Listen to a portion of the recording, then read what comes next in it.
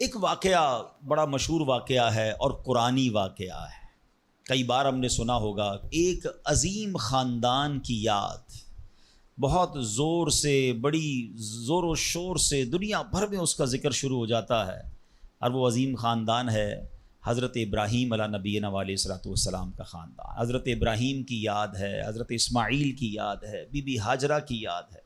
مسلمان حج کو جا رہے ہیں، اس پہ بھی حضرت ابراہیم اور ان کے خاندان کی یادیں ہیں، اور جب قربانی کرتے ہیں تب بھی حضرت ابراہیم اور حضرت اسماعیل کی یادیں ہیں۔ کیا خاندان ہے! مگر ان واقعات سے جو آج بیان میں سے کچھ باتیں میں عرض کروں گا، اور اس کا مقصد کیا ہے انشاءاللہ وہ آگے بتاتا ہوں۔ ایک بادشاہ تھا نمرود۔ یاد رہے کہ دنیا میں 4 ہی ایسے بادشاہ گزرے ہیں جن کو پوری دنیا پر حکومت کرنے کا موقع ملا ہے، ٹھیک ہے؟ اس میں 2 ایمان والے تھے، 2 غیر مسلم تھے۔ جو ایمان والے تھے وہ حضرت سلیمان علیہ نبینا علیہ الصلوۃ والسلام، اور دوسرے حضرت ذوالقرنین رحمۃ اللہ تعالی علیہ۔ اور 2 جو غیر مسلم تھے، بے ایمان تھے، اس میں ایک تھا نمرود اور دوسرا فرعون۔ اچھا، اب نمرود جو تھا وہ بڑا ہی بدبخت تھا۔ ایک تو خدائی کا دعوے دار بھی ہو جاتا تھا، اور نمرود نے حضرت ابراہیم علیہ نبینا علیہ الصلوۃ والسلام کو بھی اپنی طرف بلانے کی کوشش کی کہ وہ بھی اس کی بات مانے۔ حضرت ابراہیم علیہ الصلوۃ والسلام اس کی بات نہیں مانتے تھے، وہ اللہ وحدہ لا شریک کی بات کرتے تھے۔ نمرود خدائی کا دعویٰ کرتا تھا۔ بڑے طویل واقعات ہیں کہ کس طرح نمرود کے دربار میں رہ کر حضرت ابراہیم نے حق کی دعوت دی۔ نمرود نے کہا کہ میں خدا ہوں، تو آپ نے فرمایا خدا تو وہ ہے جو زندہ کرتا ہے۔ تو نمرود نے کیا کیا، ایک بندہ جس کو سزائے موت سنا دی گئی تھی اس کو جیل سے نکال کے رہا کر دیا، کہا دیکھو میں نے بھی زندہ کر دیا، اس کی تو موت لکھی ہوئی تھی نا، سزائے موت ہو گئی تھی، میں نے اس کو فارغ کر دیا۔ آپ نے فرمایا اللہ تو وہ ہے جو موت دیتا ہے، تو اس نے ایک عام بندے کو پکڑا اور اس کو قتل کا حکم دے دیا، اس کو مار دیا، کہا کہ موت تو میں بھی دیتا ہوں۔ حضرت ابراہیم علیہ السلام نے کہا کہ میرا رب وہ ہے جو مشرق سے سورج کو نکال کر مغرب میں طلوع کرتا ہے، اگر تو خدا ہے تو مغرب سے نکال کر دکھا۔ اب اس کے پاس کوئی جواب نہیں تھا، یہ کیسے کر سکتا ہے کوئی؟ تو بہرحال کمال کا جذبہ تھا، کمال کا یقین تھا اللہ وحدہ لا شریک پر، ایسا یقین، سبحان اللہ۔ اب جب نمرود نے دیکھا کہ کوئی بات یہ ماننے کے لیے تیار نہیں ہے، تو ان بدبختوں نے یہ فیصلہ کیا کہ حضرت ابراہیم علیہ السلام کو آگ میں ڈال دیا جائے۔ اچھا، وہ کوئی نارمل آگ نہیں تھی، ایسی آگ نہیں تھی کہ لکڑیاں لگائیں اور جناب بندے کو ڈالنا ہے۔ ایک ایسی آگ تھی کہ جو اس وقت تک اتنی بڑی آگ لگائی نہیں گئی تھی، اور ایسی آگ تھی کہ کوئی پرندہ بھی اوپر سے گزرتا تھا تو وہ گزر نہیں پاتا، جل کے اس کے اندر کوئلہ بن جاتا تھا۔ اور حضرت ابراہیم علیہ الصلوۃ والسلام کو اس آگ میں پھینکا جانے لگا۔ دیکھیں، آج بھی اگر کوئی جیل میں قید ہو نا، سزا سنا بھی دی گئی ہو، تو اس کو یقین ہوتا ہے کہ کوئی نہ کوئی راستہ نکل آئے گا، ضمانت ہو جائے گی۔ یہاں تک کہ سزائے موت کے قیدیوں کو بھی یقین ہوتا ہے کہ چلے کوئی نہ کوئی چانس ہوگا، کوئی سزا معاف ہو جائے گی، کوئی عمر قید میں تبدیلی ہو جائے گی۔ سنا ہے پاکستان کی جیلوں میں کئی سال سے لوگ ہیں سزائے موت کے قیدی ہیں، مگر ان کو سزائے موت نہیں ہو رہی، تو کوئی نہ کوئی یقین یا امید رہتی ہے۔ مگر حضرت ابراہیم علیہ السلام کو آگ میں پھینک دیا گیا، اپنی طرف سے اچھال دیا گیا۔ تو جبریل امین آئے اور آ کر کہا کہ اے ابراہیم، کوئی حاجت ہے تو بتائیں۔ حضرت ابراہیم علیہ الصلوۃ والسلام کہتے ہیں مجھے تم سے کوئی حاجت نہیں ہے۔ کہا پھر جس سے حاجت ہے اس کو بتا دینا، اللہ رب العالمین کی بارگاہ میں تو عرض کریں۔ تو آپ نے کہا حسبی من سؤالی علمہ بحالی، اے جبرائیل میں کس حال میں ہوں میرا رب کریم جانتا ہے، اس کا جاننا میرے مانگنے سے بہتر ہے۔ اب یقین کا لیول تو دیکھے نا، اللہ دیکھ رہا ہے نا، میرے مانگنے سے بہتر یہ کہ وہ جانتا ہے، اس نے دیکھا ہے، اسے معلوم ہے مجھے آگ میں ڈالا جا رہا ہے، اگر وہ راضی تو میں بھی راضی۔ پنجابی شاعر کہتے ہیں نا، جے سونا میرے دکھ وچ راضی، میں سکھ نو چلے پاوا ہوں، اگر میرا مالک میرے دکھ میں راضی ہے تو میں نے سکھ کو کیا کرنا ہے۔ یہ کیسا یقین تھا، مگر اس یقین کا نتیجہ کیا نکلا کہ قرآن میں رب فرماتا ہے یا نار کونی برداً وسلاما علی ابراہیم۔ پھر آگ کو رب نے کیا حکم دیا، ذرا سمجھیے گا بات کو، اللہ کی قدرت کا کیسا نظارہ ہے اس واقعے میں۔ مجھے بتائیے آگ کا کام کیا ہے؟ آگ کا کام تو جلانا ہی ہے نا، عقل بھی کہتی ہے، سائنس بھی کہتی ہے، تجربہ بھی کہتا ہے، جب بھی آگ ہے کوئی چیز ڈالو جلی جاتی ہے۔ مگر اسی آگ کو رب نے کیا حکم دیا، اے آگ ابراہیم پر ٹھنڈی اور سلامتی والی ہو جا، اللہ اکبر. حضرت ابراہیم کا ایمان ایسا تھا, یقین ایسا تھا کہ اتنی بڑی آگ جو ہے حضرت ابراہیم کے لیے گلزار بن جاتی ہے, باغ بن جاتی ہے. اچھا پھر ہوا کیا کہ نمرود جو ہے کچھ دنوں کے بعد, ایسا نہیں فوراً, کچھ دنوں تک آگ جلتی رہی, حضرت ابراہیم اس میں ڈالے جا چکے تھے. نمرود نے سوچا دیکھوں تو صحیح کہ ابراہیم کا حال کیا ہوا ہے. وہ اپنے محل کی چھت پر چڑھ گیا, اور چھت پر چڑھنے کے بعد اس نے آگ کی طرف دیکھا. وہ حیران ہو گیا کہ حضرت ابراہیم اس اتنی بڑی آگ میں ایسے بیٹھے ہوئے ہیں جیسے بندہ باغ میں بیٹھا ہوتا ہے. بالکل اس آگ نے کوئی بال بھی بیکا نہیں کیا. حضرت ابراہیم چند منٹوں یا چند گھنٹوں میں نہیں رہے.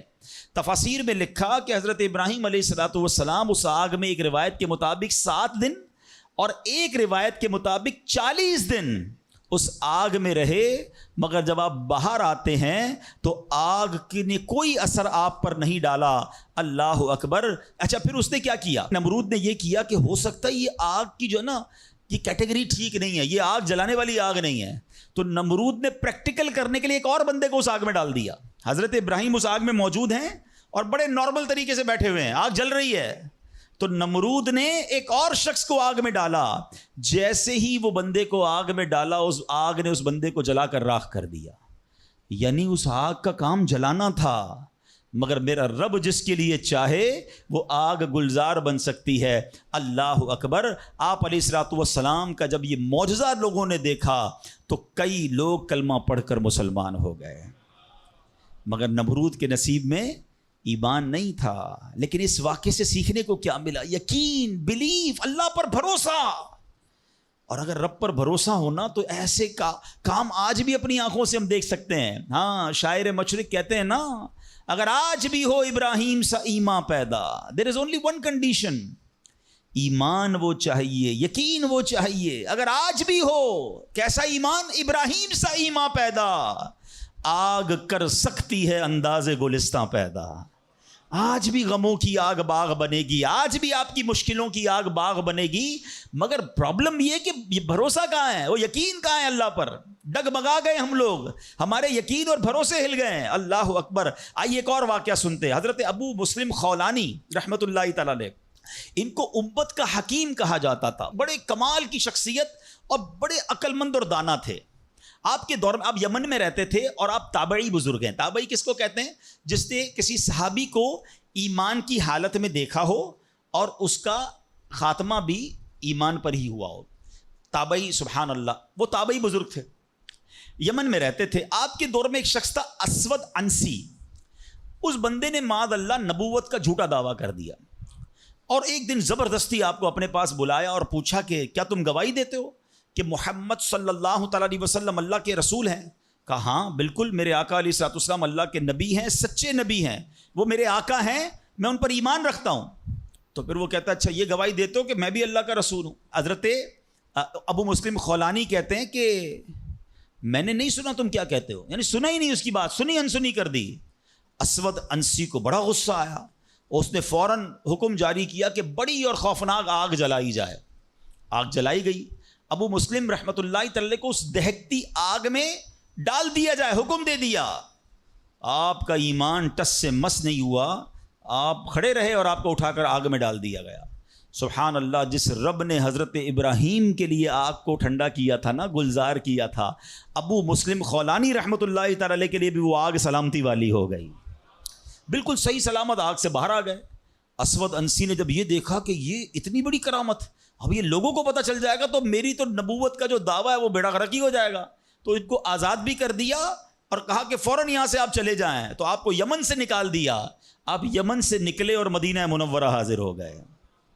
غلامی میں نہ کام آتی ہیں شمشیریں نہ تدبیریں, غلامی میں نہ کام آتی ہیں نہ شمشیریں نہ تدبیریں, جو ہو ذوق یقین پیدا تو کٹ جاتی ہیں زنجیریں. کوئی اندازہ کر سکتا ہے اس کے زور بازو کا, نگاہ مرد مومن سے بدل جاتی ہیں تقدیریں. بات یقین کی ہے, بات ایسے کس کو کہتے ہیں ایمان کی ہے. آج تو پرابلم یہ ہے، آج ہمیں کوئی سوال کر دیں ہم ٹینشن میں آ جاتے ہیں کہ واقعی اس بات کی دلیل کیا؟ اپنے ایمان کے بارے میں لوگ تذبذب کا شکار ہو جاتے ہیں. اللہ ایک ہے، اللہ واقعی موجود ہے، اللہ کہاں ہے، معاذ اللہ، ایسے ایسے سوال لوگ کر دیتے ہیں. اور چونکہ مطالعہ ہوتا نہیں ہے، علماء کی صحبت ہے نہیں. آپ سمجھیے بات کو، اس وقت جو ماحول ہے اپنے بچوں کے ایمان کی حفاظت کی فکر کرنے کا دور ہے. ہمیں پتہ ہونا چاہیے ہمارا ایمان کیا ہے، اللہ کے بارے میں، رسول کے بارے میں، فرشتوں کے بارے میں، قیامت کے بارے میں، جنت دوزخ، ہم کیا ایمان رکھتے ہیں اور اس کی ڈیٹیل کیا ہے. مسلمانوں کو اسلام کے بارے میں پتہ ہی کچھ نہیں ہے. اور اچھا، جنہوں نے ایمان پر حملہ کرنا ہے ان کو سب پتہ ہے، ان کو پتہ ہے ان کو کیسے بہکانا ہے، ان کو پتہ ہے ان کے دل میں شک کی پن کیسے چبونی ہے. تو خدارا یہ بات سمجھیے کہ اس وقت باقاعدہ ایسے لوگ، ایسے ادارے کام کر رہے ہیں کہ کسی طرح مسلمانوں کا ایمان چھین لیا جائے، ان کو اپنے رب سے ہی جناب یقین ختم کر دیا جائے، اسلام سے ہی ان کو ہلا دیا جائے، مگر فکر ہی کسی کو نہیں ہے. امام عشق و محبت اعلیٰ حضرت نے 100 سال پہلے یہ بات کہی تھی. بتاؤ وہ 100 سال پہلے کے معاملات تھے، اب اور کتنے خطرناک ہو گئے. آپ نے لکھا تھا سونا جنگل رات اندھیری، چھائی بدلی کالی ہے، سونے والو جاگتے رہیو چوروں کی رکھوالی ہے. انہوں نے سمجھایا تھا کہ چور رکھوالے بن گئے ہیں، آپ کو اسلام کے لبادے میں اسلام کی بات کرنے آئیں گے اور ایمان لوٹ کے چلے جائیں گے، پتہ بھی نہیں چلے گا. کہتے ہیں آنکھ سے کاجل صاف چرا لیں یا وہ چور بلا کے ہیں. کیا محاورہ استعمال کیا ہے، آنکھ میں جب کاجل لگا ہوا ہو تو کون نکال سکتا ہے. آنکھ سے کاجل صاف چرا لیں یا وہ چور بلا کے ہیں، تیری گٹھڑی تاکی ہے اور تو نے نیند نکالی ہے.